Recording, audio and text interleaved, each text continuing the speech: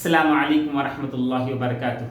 الحمد للہ رب العالمین والصلاة والسلام علی رسولہ النبی الکریم، اما بعد فاعوذ باللہ من الشیطان الرجیم، بسم اللہ الرحمن الرحیم۔ وما خلقت الجن والانس الا لیعبدون، صدق اللہ العظیم۔ معزز سامعین و ناظرین، آج میں آپ کے سامنے توحید جو انسانیت سے مطلوب ہے اس ضمن میں چند باتیں پیش کرنے کی کوشش کروں گا۔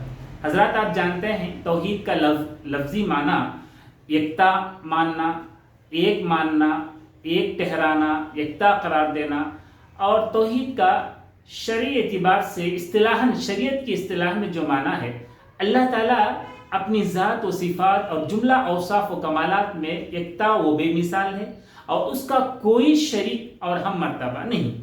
حضرات، آئیے جانیں توحید کے اقسام کیا ہیں۔ سب سے پہلے توحید ربوبیت، دوسرا توحید اسماء صفات، تیسرا توحید الوہیت یعنی توحید عبادت۔ آئیے ایک ایک کر ہم اس کی تعریف کو جانیں۔ توحید ربوبیت، اللہ کو ہی خالق، مالک، رازق، حاجت روا، مشکل کشا، الغرض، اللہ کے تمام افعال میں اسے اکیلا مانا جائے۔ توحید کی یہ قسم توحید ربوبیت ہر دور کے مشرکین نے بھی اقرار کیا، لہٰذا یہ توحید جو کہ فطرت انسانی میں ہے، یہ انسانیت سے مطلوب نہیں ہے۔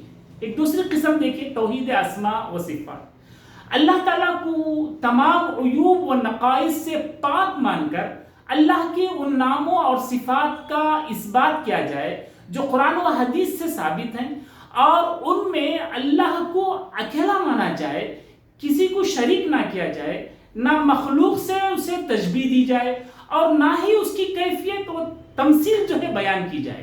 یہ توحید اسماء صفات ہے۔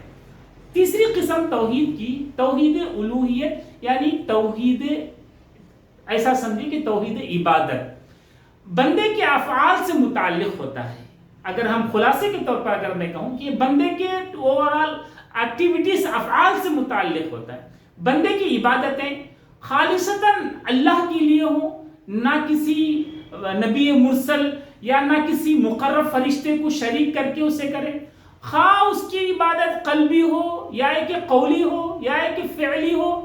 دیکھیے، قلبی عبادت جیسے خوف، رجا، امید، توکل، بھروسہ، خشیت، انابت وغیرہ، یہ تمام چیزیں صرف خالصتاً اللہ کے لیے ہو۔ قولی عبادت جیسے ذکر، تسبیح، تکبیر، دعا، مدد کے لیے پکارنا، فریاد کرنا، پناہ طلب کرنا، قسم کھانا، یہ تمام چیزیں خالصتاً اللہ کے لیے ہو۔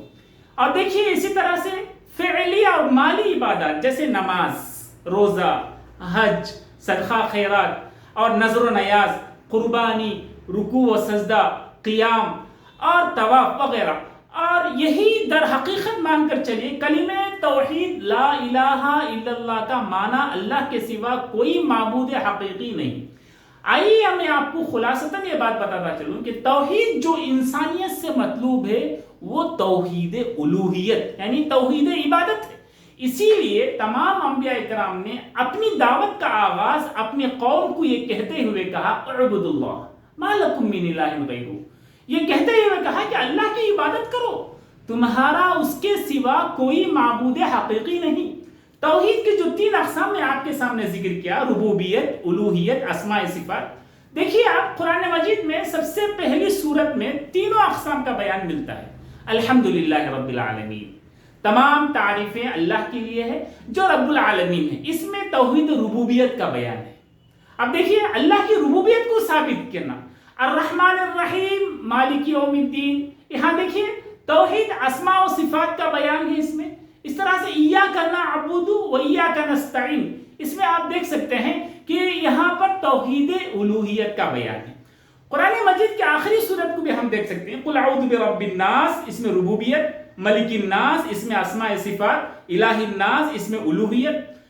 قرآن مجید میں توحید ربوبیت کو اسی لیے بار بار بیان کیا گیا، اور اس کی حکمت بھی یہی تھی کہ توحید الوہیت پر اس کی دلالت کو واضح کیا جائے، اور توحید الوہیت پر اسے بطور ایک برہان، ایک حجت قائم کر دے۔ ربوبیت کے اقرار کو بطور الزامی حجت قرآن کریم میں جا بجا پیش کیا گیا۔ سورہ احقاف آیت نمبر 4، سورہ لقمان آیت نمبر 11، سورہ حج آیت نمبر 75۔ تو اس طرح سے ہم دیکھتے ہیں وَلَا تَجْعَلُوا لِلَّهِ أَنْدَادًا وَأَنْتُمْ تَعْلَمُونَ، خبردار باوجود آپ جانتے ہیں اللہ کیا ہے بول کر پھر بھی آپ اس کے ساتھ کسی اور کو شریک مقرر کرتے ہیں۔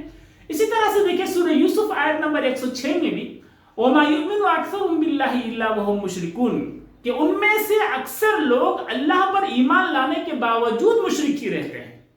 دیکھیے الغرض وہ توحید جو اسلام کو مطلوب ہے، وہ میں بتانا یہ چاہتا تھا کہ وہ توحید جو اسلام کو مطلوب ہے وہ توحید الوہیت یعنی توحید عبادت ہے۔